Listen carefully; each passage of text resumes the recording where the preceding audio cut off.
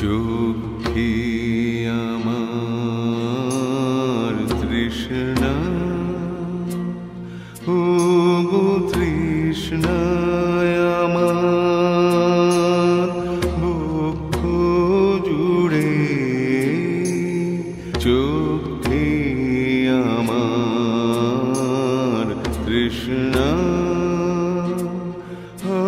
আমি বৃষ্টি বৈশাখী দিন, আমি বৃষ্টি বিহীন বৈশাখী দিন, সন্তাপে প্রাণ যায় যায় যে পুড়ে।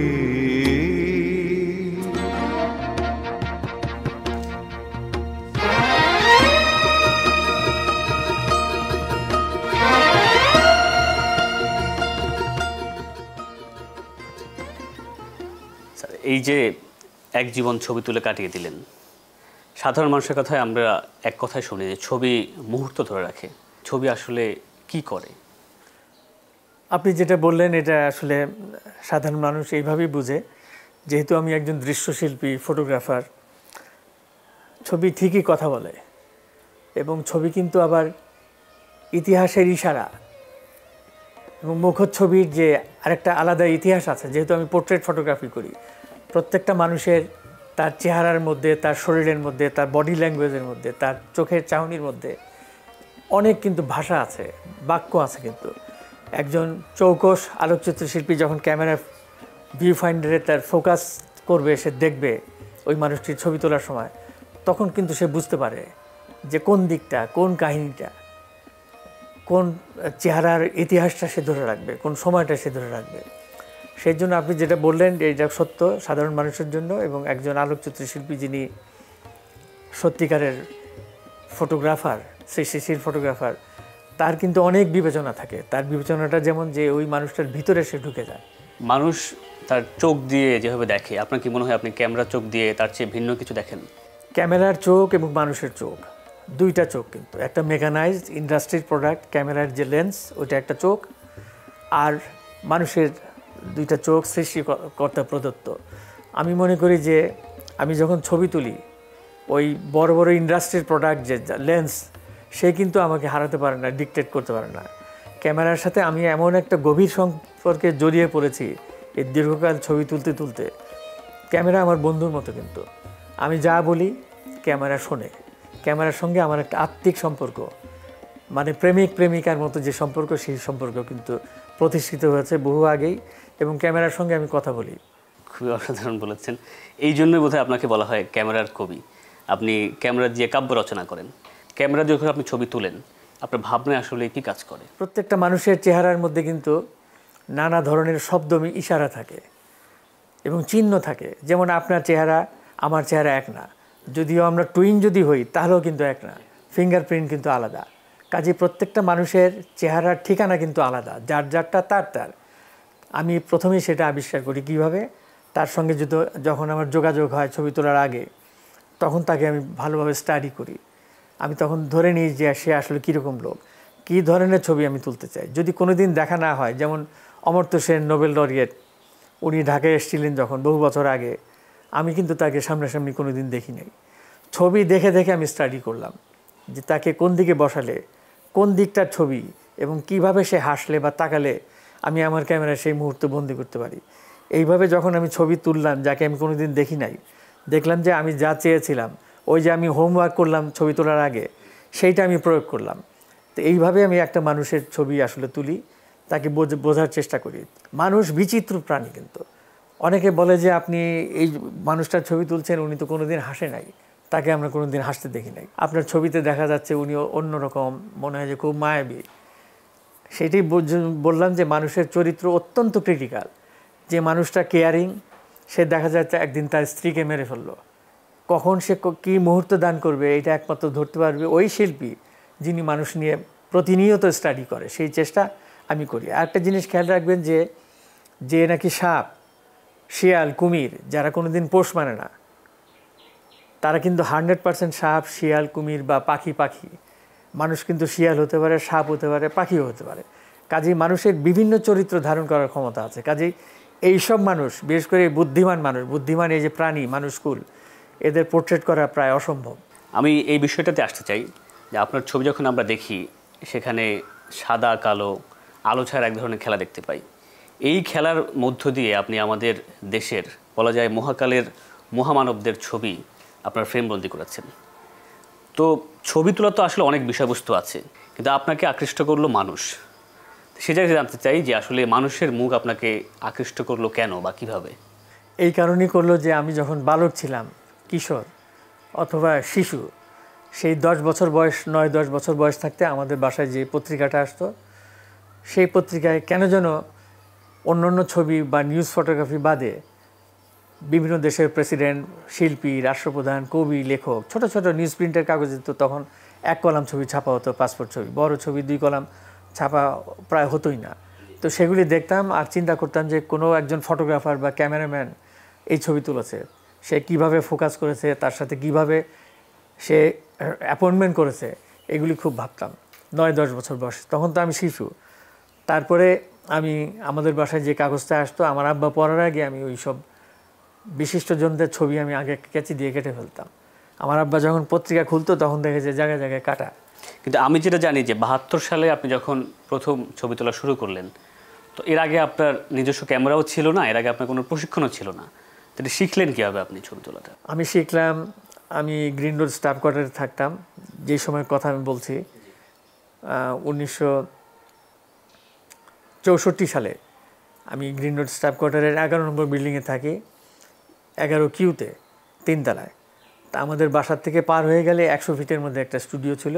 তার যে মালিক ছিল তিনি আমাকে পছন্দ করতেন এবং তাদের ক্যামেরা হাত দিতে দিতেন, ডার্ক রুমে ঢুকতে দিতেন। স্টুডিওর মধ্যে যখন কাস্টমার ছবি তুলছে তখন আমি ভিতরে গিয়ে দেখতাম যে ক্যামেরাম্যান কীভাবে ফোকাস করে। 120 বক্স ক্যামেরা, সেটা একটা ঘরের মতোই, আসলেই একটা ঘর, অন্ধকার একটা বাক্স, আর 2টা জানালার মতো সামনে 2টা লেন্স, টুইন লেন্স, কিন্তু ফোকাস করে ডান দিকের একটা নব দিয়ে। অবাক লাগতো, ডান দিক দিয়ে ফোকাস, দেখছে একদিকে, ছবি উঠছে 2টা লেন্সের যে কোনো একটা। আমি খুব বিস্ময়ে দেখতাম এবং পরে ওই প্রিন্ট যখন দেখতাম ওরা দেখাতো, আরও অবাক হতাম এই কারণে যে যেই মানুষটি দেখলাম যে কালা স্টুডিওতে আসলো এবং চেহারার মুখের অনেক গর্ত, কিন্তু যখন ছবিটা আসলো তখন ছবিটা চেহারা সাদা, মুখে কোনো গর্ত টর্ত নাই, বসন্তের কোনো দাগ নাই। তখন আমি জিজ্ঞেস করতাম এটা কিভাবে সম্ভব। তখন স্টুডিওর যারা রিটাচ ফিনিশিং করতো, ফটোগ্রাফার ছিল, তারা বলতো যে মানুষটা দেখতে ঠিক যেমন, ওই রকম ছবি দিলে কোনো কাস্টমার আসবে না, আমাদের ব্যবসা হবে না। কাজে আমরা এটা সুন্দর করে একটা ফিনিশ প্রোডাক্ট করে আমি দিই। তখন আমি স্ট্রাইক করলো যে না, মানুষ দেখতে যেমন, তার দাগ, তার চেহারার যে বিভিন্ন বাক্যগুলো এবং তার চেহারার যে ভূগোল, এই যে ল্যান্ডস্কেপ, জিওগ্রাফি, এটা যেমন আছে আমি ঠিক সেরকমই রাখবো, আমি একজন ইমেজ মেকার হবো। তখন আমি ঠিক করলাম না, যা আসল চেহারা আনতে হবে। তাদের মুখচ্ছবির ইতিহাস আমি রচনা করতে আসছি, আমি কালাকার। এবং প্রথম দিকে যখন তাদের বাসায় যেতাম, একটু বলি আমার প্রাথমিক দিনগুলিতে, তখন বাংলাদেশে কোনো স্ট্যাটিস্টিক্স ছিল না। কারা বিখ্যাত লোক বিভিন্ন ক্ষেত্রে, কারা বড় লেখক, বড় কবি, কারা বড় বিজ্ঞানী, ইতিহাসবিদ, প্রাবন্ধিক অথবা রাজনীতিবিদ বা সঙ্গীতকার ছিল না। তখন আমি বিভিন্ন জায়গায় যেতাম, বিভিন্ন মানুষের কাছে যেতাম এবং বলতাম যে আপনি 5 জনের নাম দিয়ে দেন, আপনি 10 জনের নাম। এরকম অনেকে খুব ডিসকারেজ করতো, অনেকে লিখেও দিত। এইভাবে ধীরে ধীরে আগালাম। কিন্তু যাদের বাসায় ছবি তুলতে যেতাম তখন সেলিব্রিটিদের বাসায় ফটোগ্রাফার ব্যাগ নিয়ে যাবে এই রেওয়াজ তখন ছিল না। আমি যাদের বাড়িতে যেতাম ওই ছবি আমি তুলতাম, অনেকে আমার ব্যাগ দেখে সন্দেহ করতো। আমি যখন তাদের বাড়ির বারান্দায় বা আরেকটা রুম দেখতে যেতাম বা কোনো কারণে বাথরুমে গেলাম, আমি দেখলাম যে চেন খুলে ওরা ব্যাগটা দ্রুত দেখতেছে। তার কারণ যে ওই ব্যাগের মধ্যে তার বাড়ির কোনো বই চুরি করি কিনা, তার কোনো শোপিস চুরি করি কিনা, এটা তারা দেখতো। এই কারণেই দেখতো যে ওই সময় কোনো ফটোগ্রাফার কিন্তু আসতো না। এইটা দেখে দেখে দেখে দেখে তখন আমি আমার স্ট্র্যাটেজি চেঞ্জ করলাম।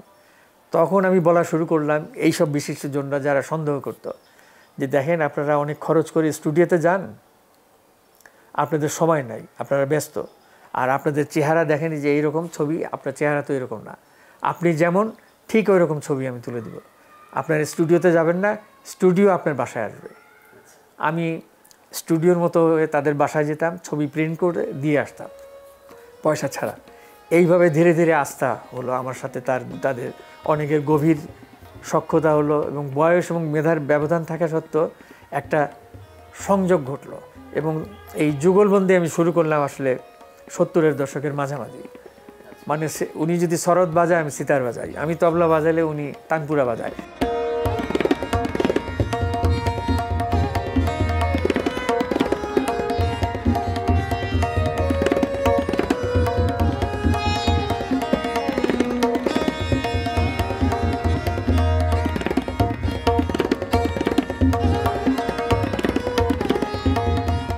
আমি প্রথম বাংলাদেশে পোর্ট্রেট ফটোগ্রাফির উদ্বোধন করলাম এবং যাদের কাছে যাই তারা তখন থেকে সময় দেয়। এবং বাংলা একাডেমিকে প্রস্তাব করলাম 76 সালে। বাংলা একাডেমি মিটিং করে নাকচ করে দিল যে না, বাংলা একাডেমি তো প্রদর্শনী করার গ্যালারি, এটা কোনো গ্যালারি না, এটা হলো গবেষণার জায়গা, আর তাকে তো আমরা চিনি না, আমরা কেন তাকে স্পেস দিব। তারপরে ডক্টর আশরাফ সিদ্দিকী, উনি মহাপরিচালক, উনি বললেন সবাইকে যারা বাংলা একাডেমির একাডেমিক কাউন্সিলে ছিলেন বোঝাতে চেষ্টা করলেন যে দেখেন এই ছেলেটি কিন্তু লেখকদের ছবি তুলছে, লেখকদের ছবি কিন্তু কেউ তোলে না, এক্সিবিশনে কোনো দিন কেউ করে না, ও এক্সিবিশন করতে চায়। এইভাবে বাংলা একাডেমি শেষ পর্যন্ত রাজি হলো। 1977 সালের 16 থেকে 21 ফেব্রুয়ারি আমার জীবনের প্রথম একক প্রদর্শনী। এর পরবর্তীতে আমরা দেখতে পেয়েছি যে বাংলাদেশের শিল্প, সাহিত্য এবং রাজনৈতিক অঙ্গনের সবচেয়ে গুরুত্বপূর্ণ ব্যক্তি সবার ছবি আপনি তুলেছেন। আমি একটু আপনার মুখ থেকে জানতে চাই আপনি আসলে কাদের কাদের ছবি তুলেছেন?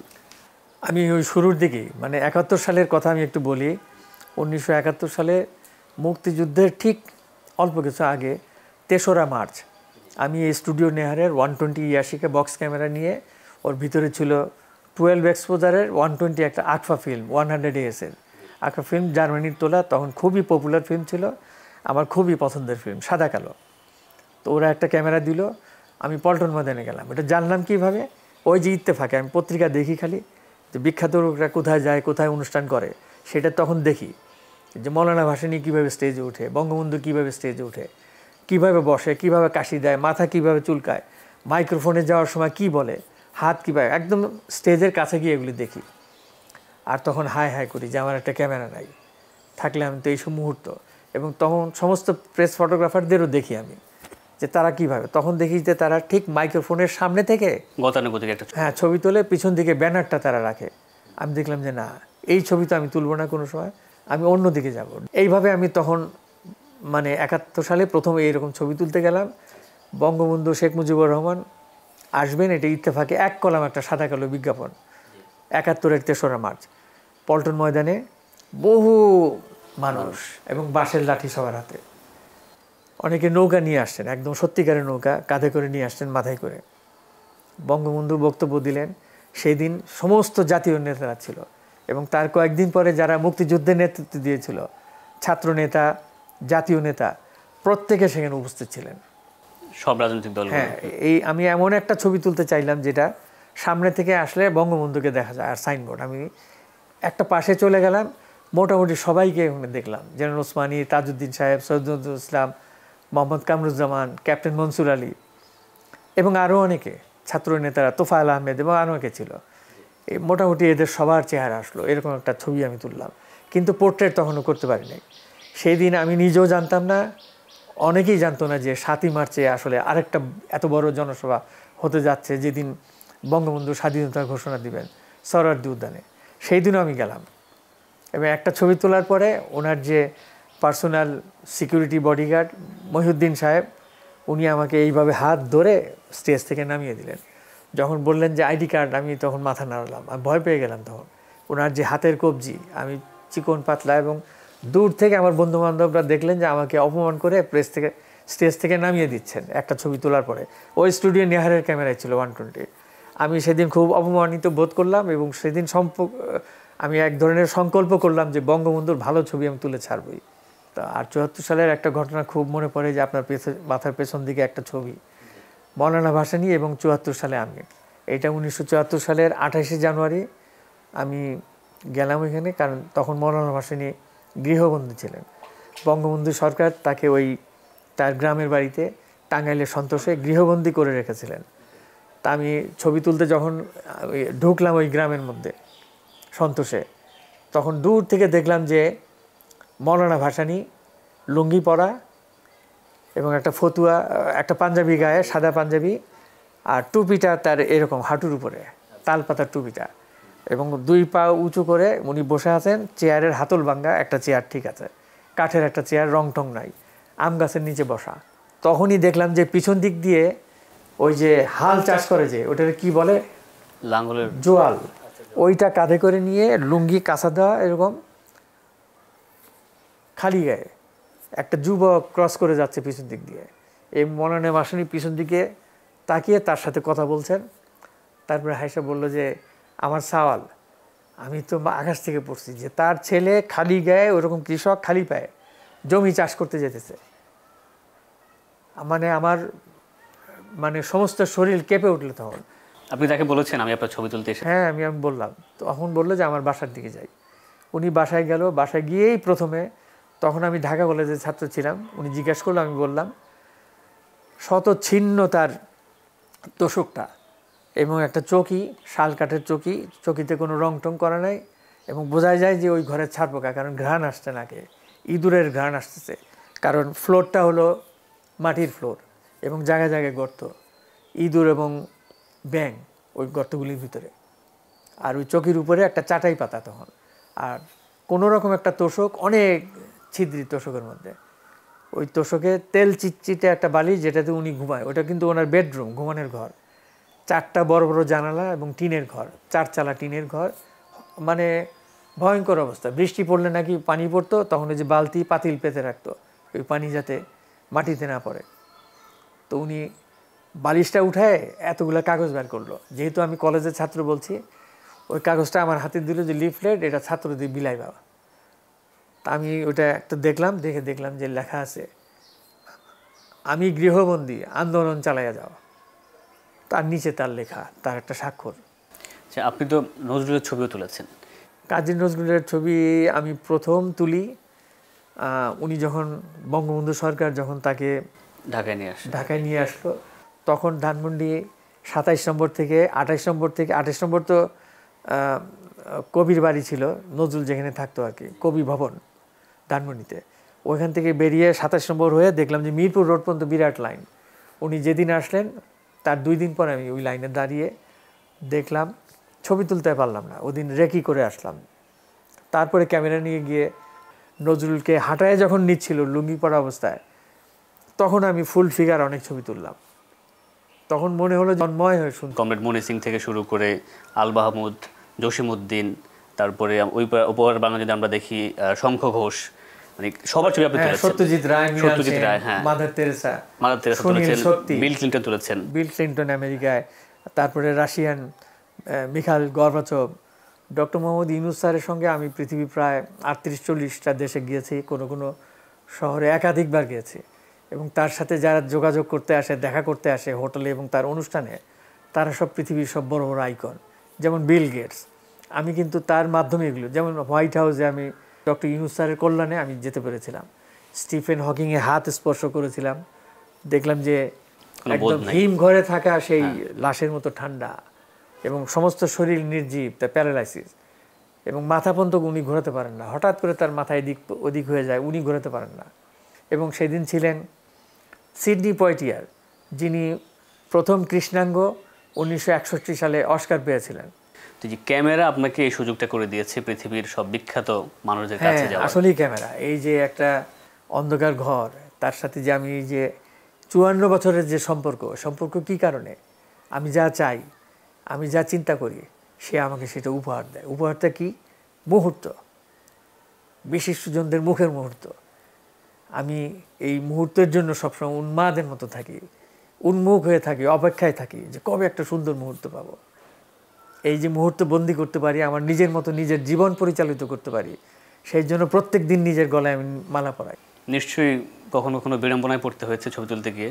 হ্যাঁ, অনেকে ঘর থেকে বের করে দিয়েছে, অনেকে সন্দেহ করেছে, অনেকে অযাচিতভাবে দুর্ব্যবহার করেছে, পরে ওরাই আমার গুরু বা বন্ধু হয়ে যায়, এরকম অনেকেই।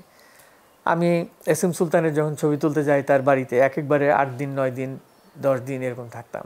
একবার 1 মাস ছিলাম। তখন বহু ঘটনা, বহু কাহিনী দেখলাম এস এম সুলতানের, যেগুলো সত্য ঘটনা।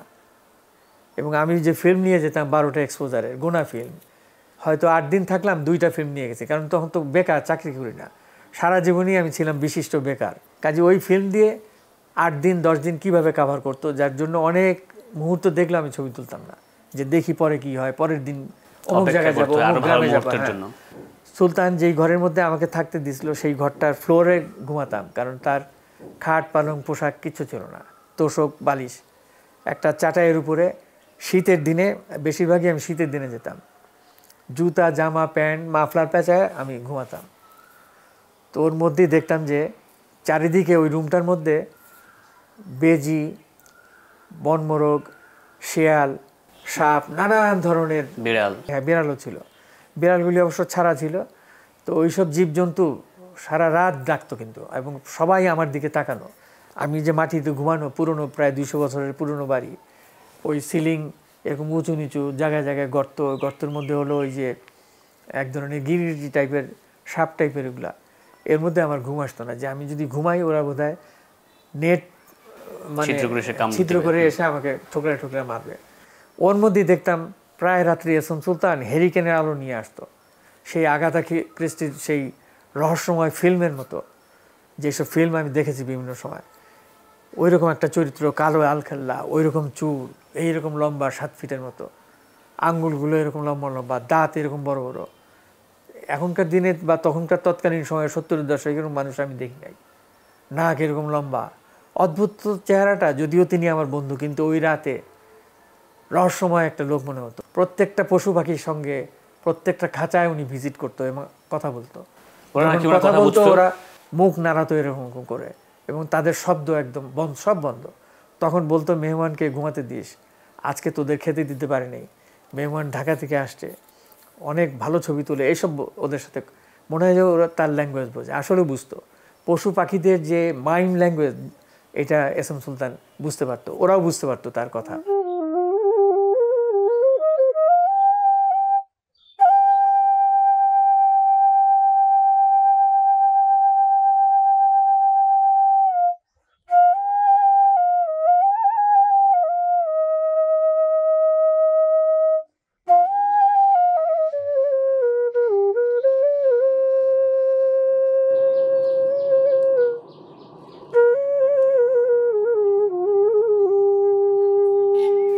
এবং ওই একই ছবি দেখেন, এই যে বাঁশির আরেকটা ছবি, এই যে নড়াইল জমিদার বাড়ির প্রধান ফটক, এই বাড়িটা পুরোটা ভেঙে ফেলেছে।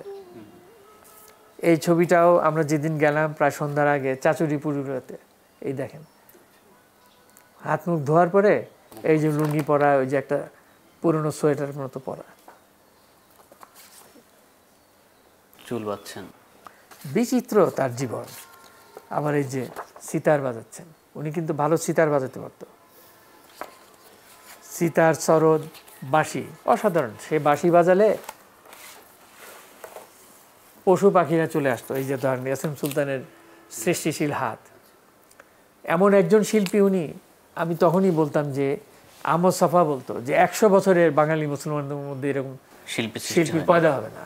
ছবি তুলতে গিয়ে কারাভোগ করলেন, মানুষের অপমান, অবজ্ঞা, অবহেলা সব পেয়েছেন, তারপরেও ছবি তোলা থামাননি, ছবি তুলে গেছেন। এই যে আপনার জীবনে এত এত ছবি তোলা, সেগুলোর কাছ থেকে যদি জানতে চাই যে আপনার সবচেয়ে প্রিয় কাজ, প্রিয় ছবি কোনগুলো? সবগুলি ছবি কিন্তু প্রিয় আমার কাছে, সবগুলি ছবি আমার সন্তান।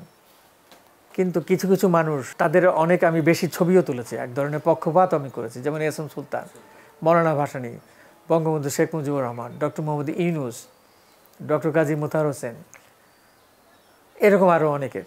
আচ্ছা, এমন কেউ আছে যার ছবি আপনি তুলতে চেয়েছিলেন কিন্তু তুলতে পারেননি?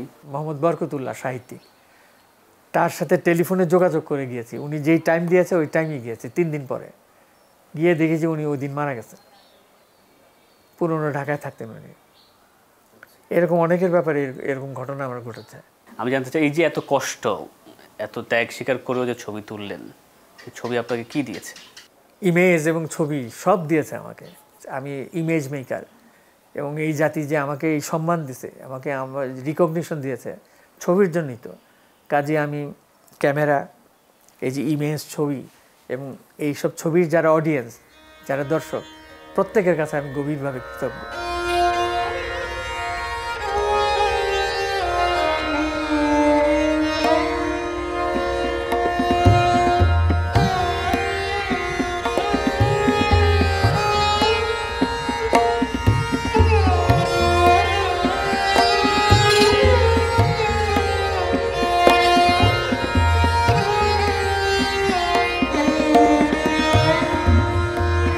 নাসির আলী মামুন মানে আমাদের সবার কাছে সেই ফটোজিয়াম, সেই ছবি তোলা।